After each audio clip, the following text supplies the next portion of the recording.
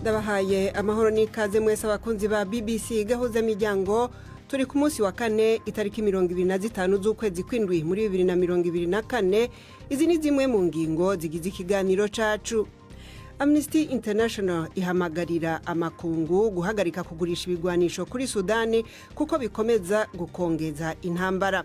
Mu Rwanda umushikiranganje Jean d'Arc Mujawamariya yahagaritswe mu mabanga yiwe akaba ari karakogwa kw'amatohoza. Mu Burundi abarimyi b'ivyamwa mu kiyaya Timbo bavuga yuko ingwara zabiteye zituma bakora bahomba ku buryo bamwe bariko baraniyumvira kubiheba. Ukubibona nyene imicungwe n'imyembe nicyo gitegwa cyari kiharije ariko kuva aho biziyemo ingwara benshi imbere byabateye n'ubunebwe hari abarimwe barabihonya. Aho mu Burundi kandi bimaze kumenyekana yuko ikiza ca monkeypox camaze kuhagera, muravyumva mu kanya. Tubafitiye n'urunana muri iki kiganiro gihagarikiwe na Prudence Ngiyumva.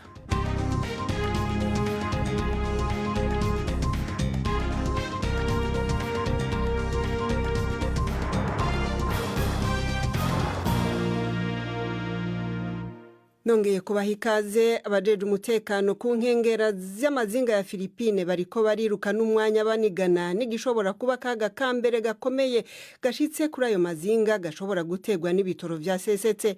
Ubwato buzwi nka MT Terra Nova bwari bwiremetse litiro hafi miliyoni n'igice z'ibitoro bwibiye mu mazi busunikiwe ahari imikuba ikomeye n'igihuhusi mu gace ka Manila.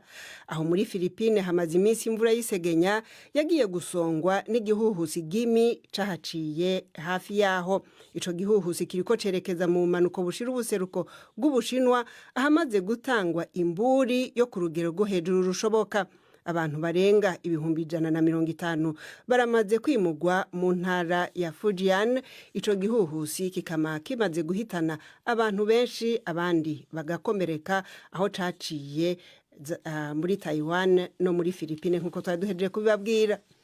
Ishami ry'ishirahamwe mpuzamakungu ONU rijejwe impunzi rimenyesha yuko abantu 4 bonyene aribo bashoboye kuboneka inyuma y'aho ubwato bwari butwaye abarenga 45 bwazama hafi y'inkengera za Yemen.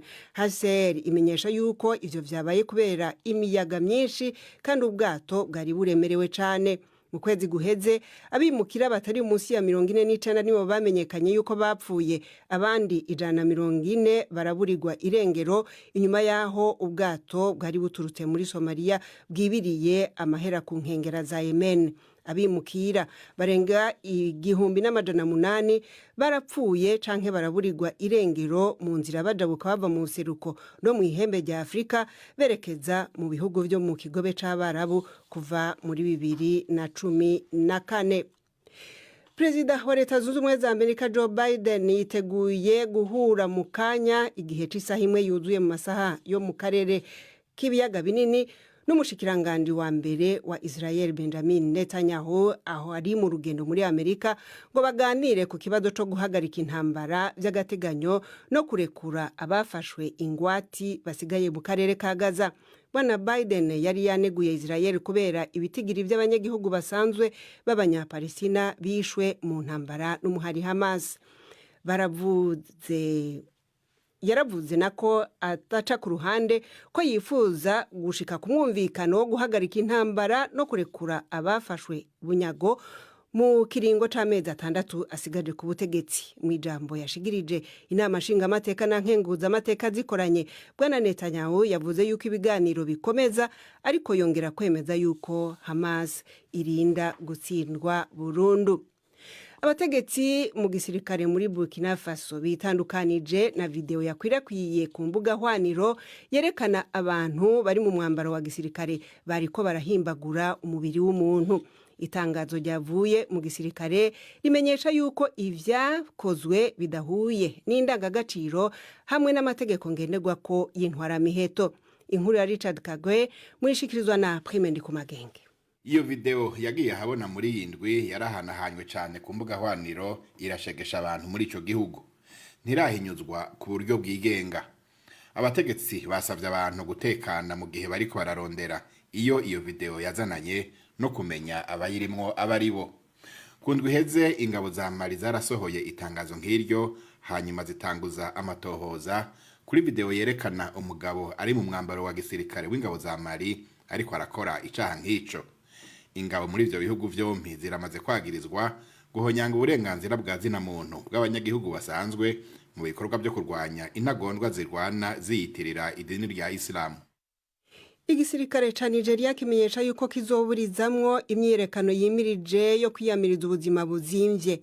Umuvugizi wo mu bushikiranganje bwo kwivuna abansi avuga yuko baronse amakuru yo mwibanga yemeza yuko hari inkozi z'ikibi ziriko ziritegura kuzokwinjira muri iyo myiyerekano iteganijwe mu kwezi kuza. Perezida Bola Tinubu yasabye abanyagihugu kumuha umwanya no kwihangana kugira ngo ashobore gutorera umuti ibibazo bibari ku mutima. Abantu benshi barahagaritswe kubera bagiye mu myiyerekano muri Uganda mu mugwa mukuru Kampala bashaka kwerekeza ku ngoro y'inama nshingamateka. Ikigo gifasha mu bwunganizi imbere y'amategeko kimenyesha yuko abafashwe n'igipolisi ari 73. Abagiye mu myiyerekano barabiye akarorero kuyabaye mu gihugu kibanyi ca Kenya yatumye leta iheba umugambi wo kuduza amakori. Abakoze iyo myiyerekano muri Uganda bahamagarira gutanga imihoho umukuru w'inama nshingamateka yafatiwe ibihano n'igihugu ca Leta Zunze Ubumwe za Amerika n'Ubwongereza kubera ibirego vya ruswa. Mu Rwanda uwari umushikiranganje w'abakozi ba leta n'akazi Madame Jeanne d'Arc Mujawamariya yirukanywe ku mirimo yiwe ku mpamvu zavuze yuko ari zo gukora amatohoza kuri we. Urwego rw'igihugu rw'ubugenzacyaha RIB rukaba rwavuze yuko uyu mugore amaze igihe kitari gito mu nzego z'ubutegetsi akurikiranwa ko ibyaha yakoze igihe yari umushikiranganje ajejwe ibidukikije ari naho yavuye yimukira mu bushikiranganje bw'abakozi n'akazi. Mujawamariya akurikiranwa yidegembya, RIB ikavuga yuko ikizova mu matohoza arico kizotuma biboneka nimba akwiye gutabwa muri yompi. Ni inkuru ya Jean-Claude Mwambutsa i Kigali. Iyirukanwa rya Madame Jeanne d'Arc Mujawamariya ryamenyekanye mu gitondo cya kare mu itangazo ryavuye mu biro bya Minisitiri w'Intebe. Muri iri tangazo byavuze ko uyu mutegetsi ahagaritswe kubera iperereza rijyanye no kubazwa inshingano ze. Nyuma gato umuvugizi w'urwego rw'ubugenzacyaha Bwana Thierry Murangira yumvikanye mu binyamakuru bitandukanye yemeza iyi nkuru. Murangira yavuze ko iperereza kuri uyu mutegetsi ryatangiye ku byaha yakoze akiri muri Minisiteri ishinzwe ibidukikije. Iyi ikaba ari nayo yavuyemo yimukira muri Minisiteri ishinzwe abakozi. Umuvugizi wa RIB yirinze kuvuga ibyaha nyirizina uyu mugore akurikiranyweho, ashimangira ko byabangamira iperereza. Gusa yahishuye ko hari n'undi mutegetsi mukuru wo muri iyi Minisiteri ishinzwe kurengera ibidukikije nawe ukorwaho iperereza. Madame Jeanne d'Arc Mujawamariya imyaka 54 ni inzobere mu bijyanye na siyanse. Yararambye muri politiki y'u Rwanda dore ko yashinzwe kuyobora Minisiteri zitandukanye. Uretse iyi y'abakozi ba leta yarimo, Mujawamariya yanabaye Minisitiri ushinzwe ibidukikije. Yashinzwe kandi Minisiteri y'Uburezi ndetse yananyuze no muri Minisiteri y'Uburinganire. Madame Mujawamariya yanageze no mu bubanyi n'amahanga aho yahagarariye u Rwanda mu Burusiya. Iki gihugu kikaba ari nacyo yizemo. Kugeza ubu ubwoko bw'ibyaha akurikiranyweho buracyari ibanga ry'ubugenzacyaha. Cyakora umuvugizi wa RIB akaba avuga ko bizashyirwa ahagaragara mu gihe iperereza rizaba rigeze ku musozo. Iyi mwumva ni BBC gahuza miryango isaha imwe irabura iminota 21 mu karere k'ibiyaga binini. Di Florentine Kwizera.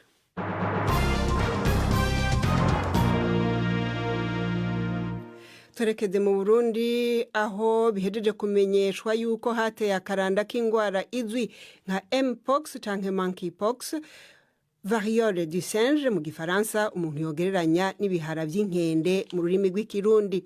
Vyemejwe n'umushikiranganje w'amagara y'abantu mu itangazo ahejeje gusoma mu kanya.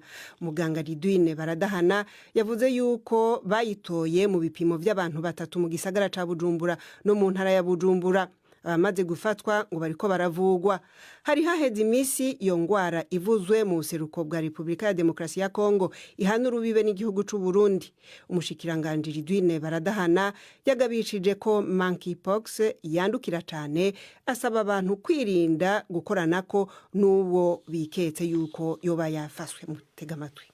kw'igenekerezo rya 22 mu Kakaro umwaka w'ibihumbi 2024 twararonse amakuru y'abandi bantu batatu bafise ibimenyetso bisa n'ivyo by'iyo ndwara y'akaranda.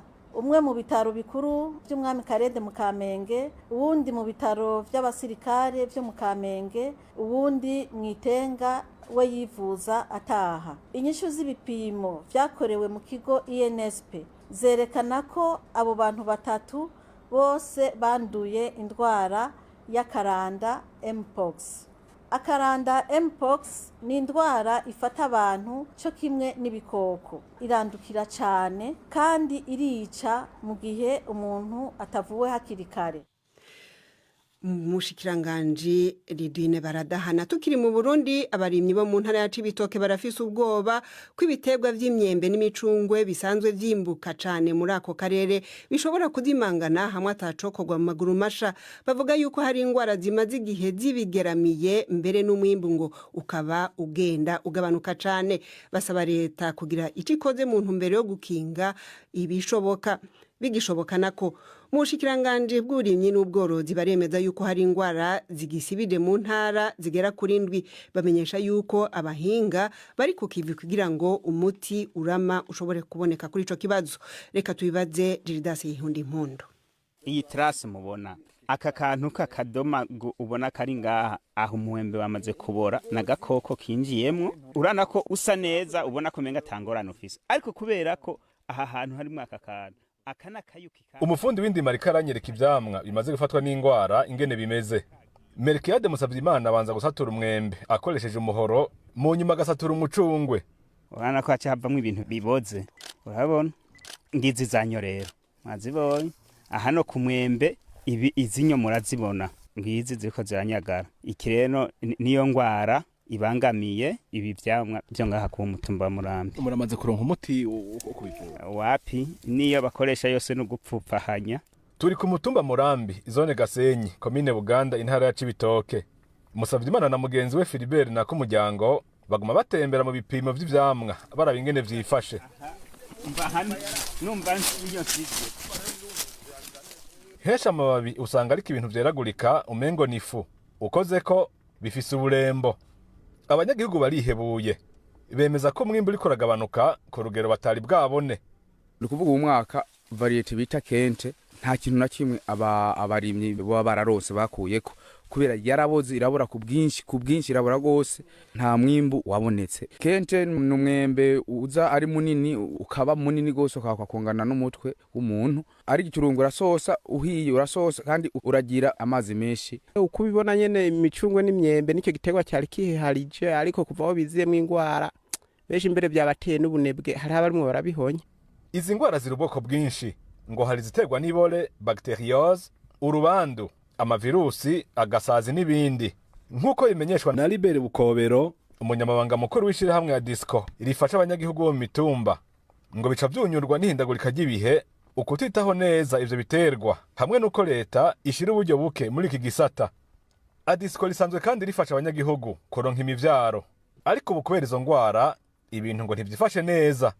Buri mwaka turabafasha gukora amatuta kugira ngo bitunganirize izo mbuto zabo. Rero ngerageje kuraba aho bari buri mwaka ntidushobora kuja munsi ibiti vy'ivyamwa bishika 1 miliyoni, ariko wotumbaza uti none ko bitagwira cyane harapfa mu vyinshi kubera ko ubwo buhinga bumari bukeya bwo gukingira ibiterwa vy'ivyamwa ingwara zikunze kubitera.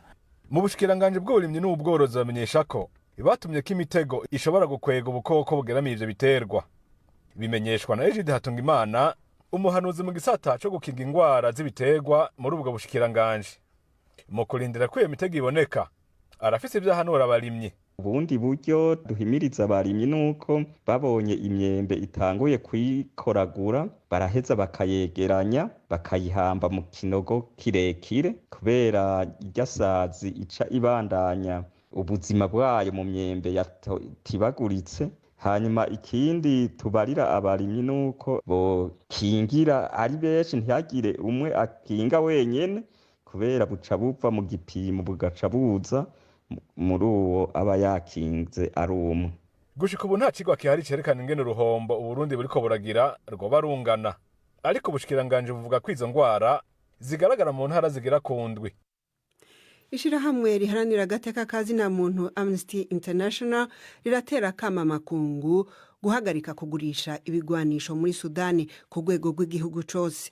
Aho ni nyuma yo kubona ibimenyetso bigaragaza yuko ibigwanisho bikomeza kwenyegeza intambara kandi bishika no mu minwe y'imigwi yagirizwa ivyaha byo gusinzikaza agateka kazina muntu.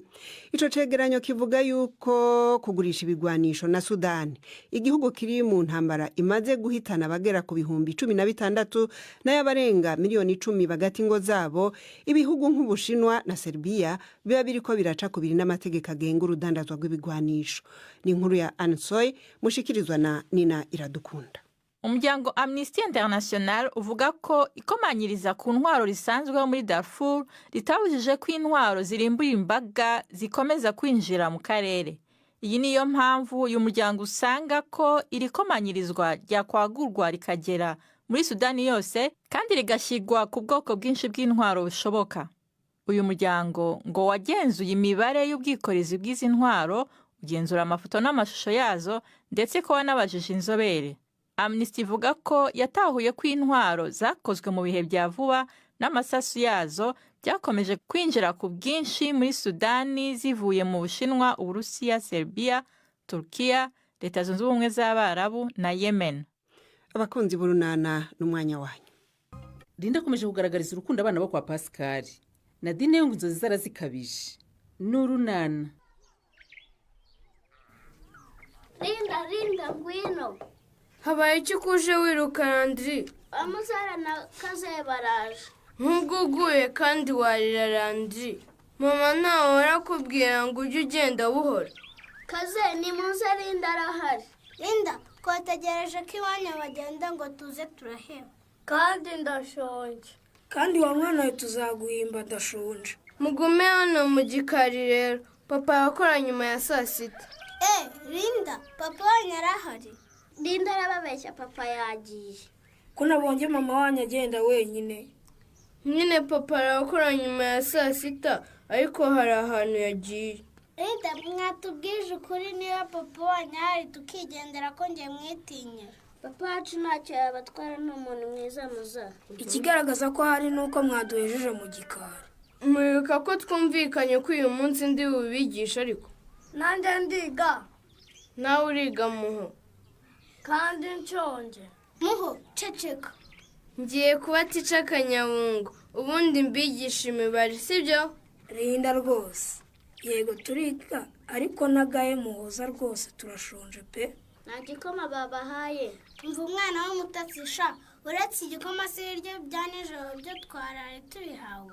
Ndabizi umuntu ntiyakwiga ashonje niko papa ajya avuga. Nimba ari ibyaraye ongera uturwaneho. Naho ubundi nushaka kube tica Kanyabungo, ube Budesiana, ube Mugisha, ube Beatrice n'abandi barimu bose.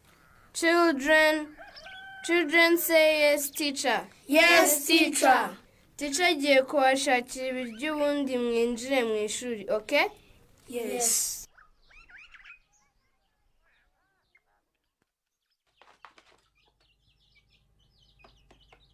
Ariko se kere izo kuruse rwose urumva uri uzikore kugeza ryari? Wambanye papa. Nakubona se. Ntumaze kuntamba kaho 5 cyangwa 6 ra?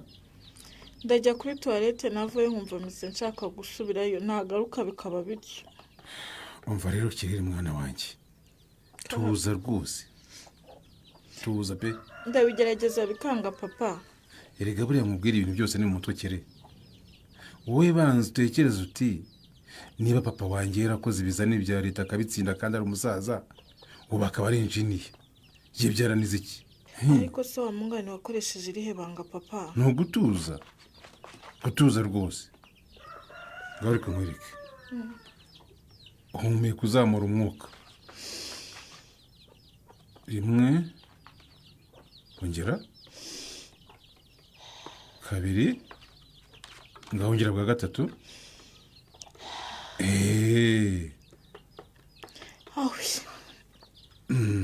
Ikizamini sinari rwose ugiye kurwana nayo kiri.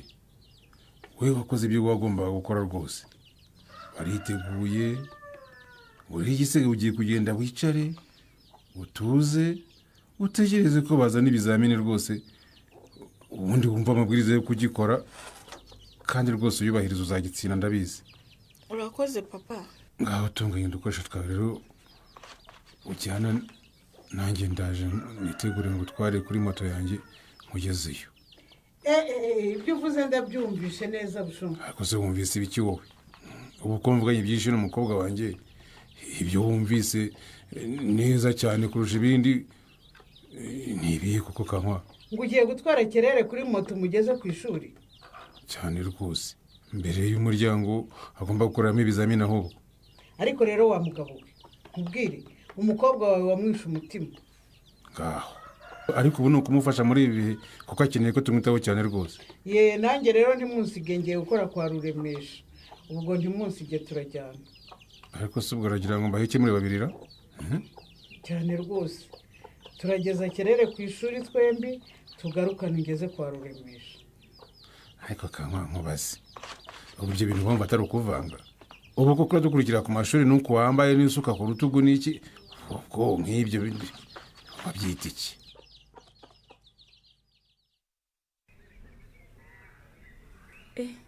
ni ukuri yabuze gato ngo tubisikane na di.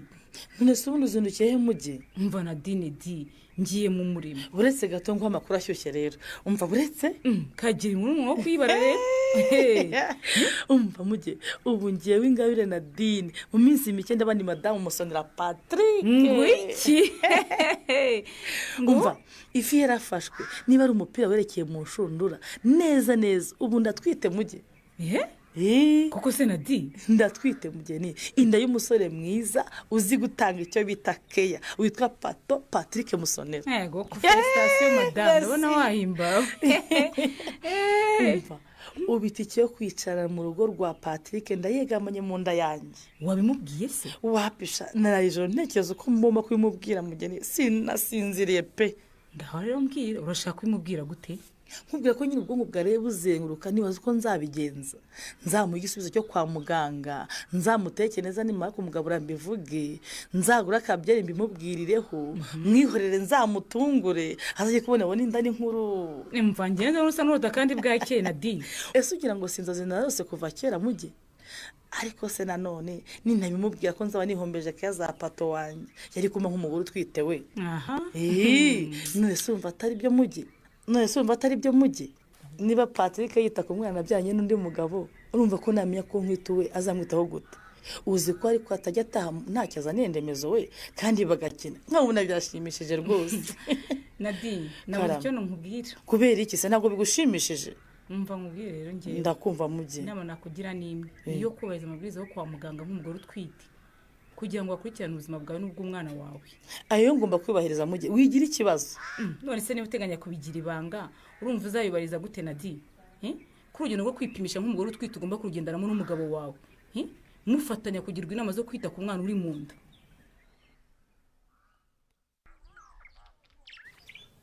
kaze wa gicucu nawe uri igicucu muza. sigira umwana cyangwa nkumene kandi gutukana ni bibi iwacu niko batubwiye. kaze uranyumva ntunyumva? ndagukubita muza ndagukubita kandi. Rinda tabara bararwanye. muzana kaze musigeho. banatukanye kandi mama na papa baratubwiye ko gutukana ari bibi. bantuze ihangane muhoza n'icyakaze cy'igisambo. kandi njye winyita igisambo muza urwo rutwe rumeze nk'ikidegede ndarumena. niba ari ibyo byanyu byo kurwana no gutukana nta biryo ndongera kuba. keretse nibasabana imbabazi. tubabarire Rinda. tubabarire ntituzongera Rinda. twavuze ngo musabane imbabazi. tubabarira akaze. nanjye mbabarira. ariko ntuzongere gucuranwa akaze dore wahise ucura muhoza ndaza kumushakira ibindi biryo nitumara kwiga. murakoze Rinda. muze mwicare mutegereze ticaraje mu kanya. Rinda ko watinze kingura. ubundi tica Kanyabungo ngiye kubigisha imibare. none se tica Kanyabungo yambara imyenda ya papa? Rinda ko wambaye imyenda ya papa wawe. mbega igipantaro n'ishati bitamukwira. nababwiye ngo ndi tica wanyu Kanyabungo, niyo mpamvu nambaye imyenda y'abagabo. Buri mwana atunganye mu mwanya we, mwicare twige. Linda uratangaje ni ukuri, harabura amadarubindi ugahita uba Kanyabungo wuzuye.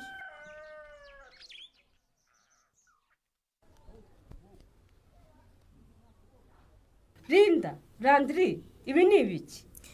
Tica Kanyabungo. Uti? Arakubwiye ngo ni tica Kanyabungo mama. Natwe tukaba abanyeshuri. Ubu Linda ni umwarimu wacu. Simbyumva. Linda nta soni? Mama, uyu ni Muzara, Kazehe na Muhoza. Kizurunga ari hanze. Rero abana niyemeje kubafasha. Wabafasha ikiri? Muzara na Kazehe bagize amanota make mu ishuri aho biga mu mwaka wa mbere. Kandi uzi ko njye niga mu mwaka wa 4. Nanjye nigana nabo mu wa mbere. None kugira ngo nabo ubutaha bazagira amanota meza, niyemeje kubakorera gahunda nzamura ubushobozi mu biruhuko. Ibi ni ibiki koko mana yanjye? Ibintu byose mwabitereye hejuru, nta kintu na kimwe kiri mu mwanya wacyo. Ibi ni iki koko ri?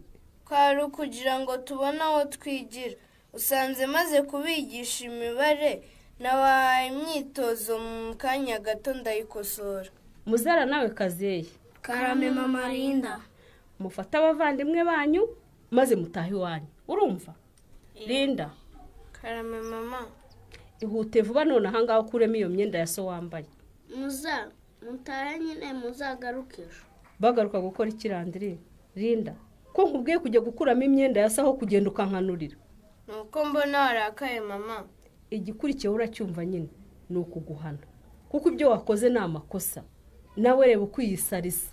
Wagira ngo tuharagirira amatungo. Mbabera n'umwite mama we nashakaga. Ndavuze ngo jya gukuramo imyenda ya so vuba. Erega uririza ntarana kuno.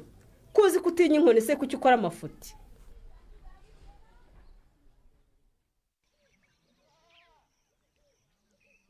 Kuri urimo wenyine se Patrick?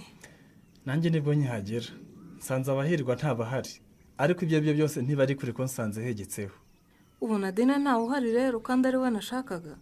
Nako nabashakaga mwembi. Twembi? Udushakira iki se? Kubaganiriza Patrick. Mutuganiriza iki mujyana? Niba ari mituweli ku kwezi ko kwishyura gutangira nabirangije. Burya rero umujyanama w'ubuzima ushinzwe ubuzima bw'umwana n'ubw'umubyeyi ntasiba mu rugo rw'umugore utwite. Mumenye ko ubu ngomba guhora. Umugore utwite?